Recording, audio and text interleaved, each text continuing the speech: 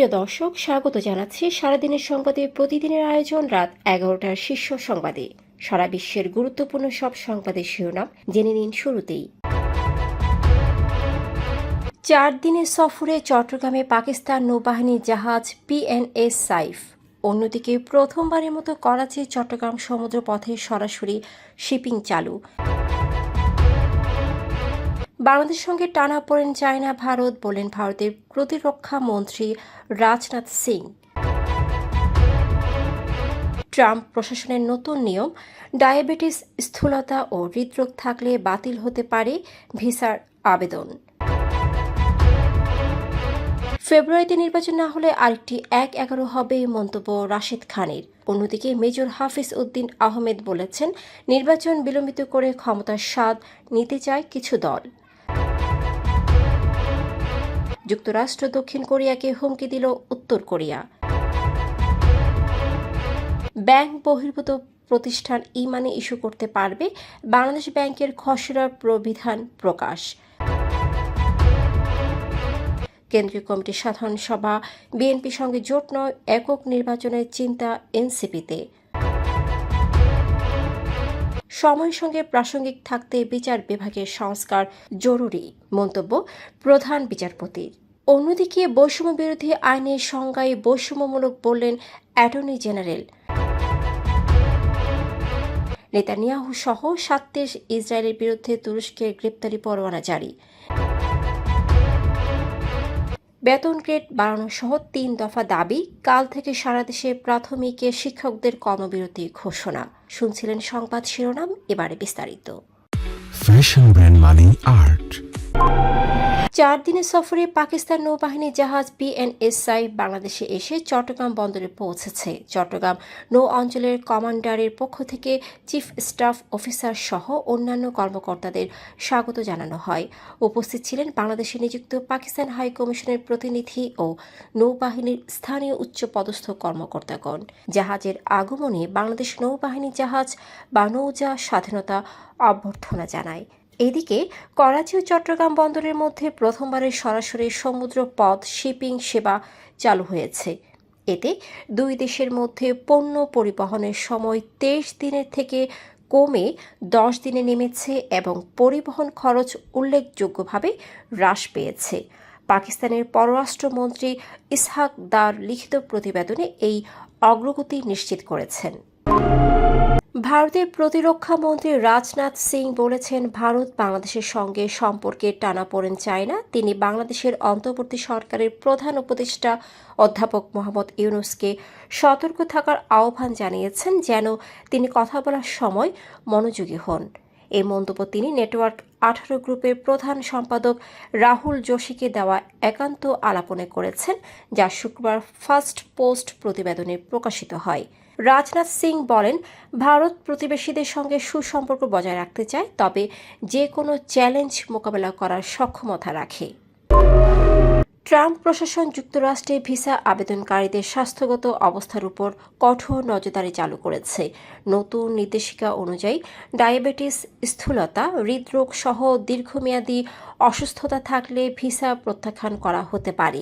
দূতাবাস ও কনসুলেট কর্মকর্তারা আবেদনকারীর বয়স বা পাবলিক চার্জ হওয়ার সম্ভাবনার ভিত্তিতে ভিসা বাতিল করতে পারবেন। যদিও স্বাস্থ্য যাচাই ভিসা প্রক্রিয়ার পুরনো অংশ, নতুন নির্দেশিকার অধিক চিকিৎসা অবস্থাকে বিবেচনা করা হবে এবং কর্মকর্তাদের সিদ্ধান্ত নেওয়ার ক্ষমতা বৃদ্ধি পেয়েছে। এটি ট্রাম্প প্রশাসনের কঠোর অভিবাসন নীতির অংশ, যার লক্ষ্য অবৈধ অভিবাসী বিতাড়িত করা, অভিবাসন প্রক্রিয়া কঠোর করা এবং বিশেষ কিছু দেশ থেকে শরণার্থী প্রবেশ সীমিত করা।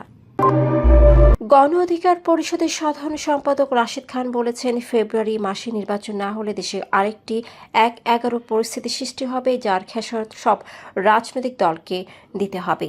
তাই সবাইকে ফেব্রুয়ারিতে নির্বাচন আদায় করতে হবে।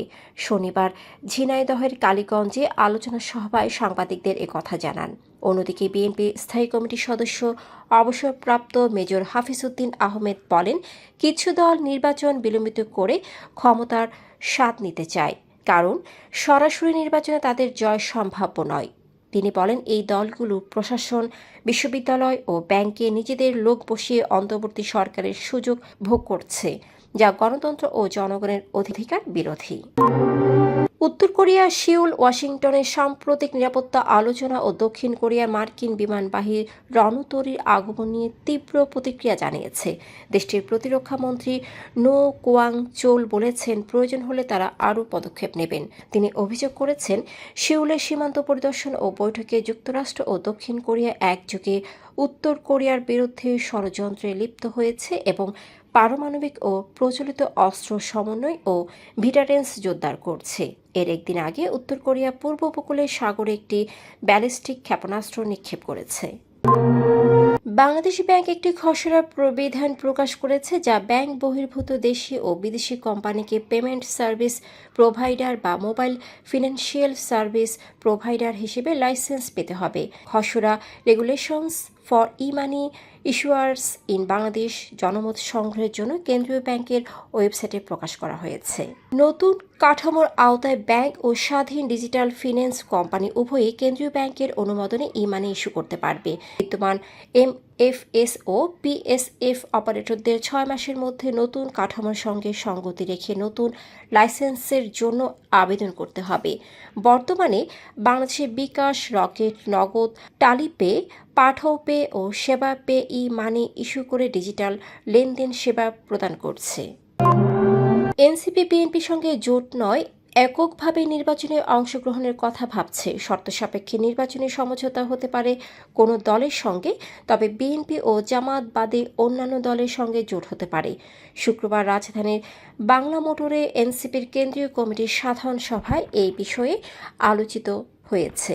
সভায় নির্বাচন ও নির্বাচনী কৌশল নিয়ে আলোচনা হয়েছে। জোট বিষয়ে কোনো চূড়ান্ত সিদ্ধান্ত হয়নি, জানিয়েছেন জ্যেষ্ঠ যুগ্ম আহ্বায়ক আরিফুল ইসলাম আদিব। সভায় নেতারা বলেন, সংস্কারের বিষয়ে বিএনপি ও জামায়াতের অবস্থান অন্যান্য দলের রাজনীতি ও নেতাকর্মীদের উপর নিয়ন্ত্রণ পর্যবেক্ষণ করে জোটের সিদ্ধান্ত নেওয়া হবে। প্রধান বিচারপতি সৈয়দ রেফাত আহমেদ বলেছেন, বিচার বিভাগকে সময়ের সঙ্গে প্রাসঙ্গিক রাখতে হলে সংস্কার করতে হবে, যা মূলত নৈতিক লক্ষ্যপ্রাপ্ত, প্রশাসনিক নয়। ঢাকা বিশ্ববিদ্যালয়ের ইসলামের ইতিহাস ও সংস্কৃতি বিভাগের 75 বছর পূর্তি উদযাপন ও প্রাক্তন ছাত্র সমিতির গ্র্যান্ড রিইউনিয়ন অনুষ্ঠানে তিনি এই মন্তব্য করেন। অন্যদিকে অ্যাটর্নি জেনারেল মোহাম্মদ আসাদুজ্জামান বলেছেন, প্রস্তাবিত বৈষম্য বিরোধী আইনের সংজ্ঞা নিজেই বৈষম্যমূলক। তিনি বলেন, যদি সবাইকে মানুষ হিসেবে চিহ্নিত করা না যায়, তবে এই আইনের সঠিক মূল্যায়ন সম্ভব নয়। শনিবার রাজধানীর বাংলাদেশ চীন মৈত্রী সম্মেলন কেন্দ্রে কার্যকর বৈষম্য বিরোধী আইন প্রবর্তন শীর্ষক নাগরিক সংলাপে তিনি একথা বলেন। ইস্তাম্বুলের প্রধান পাবলিক প্রসিকিউটর, ইসরায়েলের প্রধানমন্ত্রী বেনিয়ামিন নেতানিয়াহু, প্রতিরক্ষা মন্ত্রী ইসরায়েল কাটস ও জাতীয় নিরাপত্তা মন্ত্রী ইতামার বেন গভির সহ 37 জন কর্মকর্তার বিরুদ্ধে গ্রেপ্তারি পরোয়ানা জারি করেছেন। তুর্কি সংবাদ মাধ্যমের বরাত দিয়ে আল জাজিরা এ খবর প্রকাশ করেছে। পরোয়ানায় এই কর্মকর্তাদের বিরুদ্ধে গাজায় মানবতা বিরোধী অপরাধ ও গণহত্যার অভিযোগ আনা হয়েছে, যা 2023 সালের অক্টোবর থেকে বেসামরিক নাগরিক, হাসপাতাল ও অবকাঠামোর উপর ইসরায়েলি সামরিক হামলার সঙ্গে সম্পর্কিত। আগামীকাল রবিবার থেকে সারা দেশের সরকারি প্রাথমিক বিদ্যালয়ে অনির্দিষ্টকালের কর্মবিরতি পালনের ঘোষণা দিয়েছেন সহকারী শিক্ষকরা। শাহবাগে আন্দোলনরত শিক্ষকদের উপর পুলিশের হামলার প্রতিবাদে এই কর্মসূচি ঘোষণা করা হয়েছে। শনিবার বিকেলে এই ঘোষণা দেয় শিক্ষকদের 4টি সংগঠনের সমন্বয়ে গঠিত প্রাথমিক শিক্ষক দাবি বাস্তবায়ন পরিষদ। এর আগে বেতন গ্রেড বৃদ্ধিসহ 3 দফা দাবি বাস্তবায়নের জন্য শিক্ষকেরা শাহবাগ অভিমুখে পদযাত্রা শুরু করলে পুলিশের সঙ্গে সংঘর্ষের ঘটনা ঘটে। পুলিশ পরিস্থিতি নিয়ন্ত্রণে জল কামান, সাউন্ড গ্রেনেড ও টিয়ার সেল ব্যবহার করে। দর্শক, এতক্ষণ আমাদের সাথে থাকার জন্য ধন্যবাদ। প্রতি মুহূর্তে দেশ বিদেশের গুরুত্বপূর্ণ সব সংবাদ জানতে ভিজিট করুন www.সারাদিনেরসংবাদ.com ও চোখ রাখুন সারাদিনের সংবাদের অফিসিয়াল ফেসবুক পেজে। Fashion brand Mani Art. Men's, ladies and kids wear. Art. Be smart.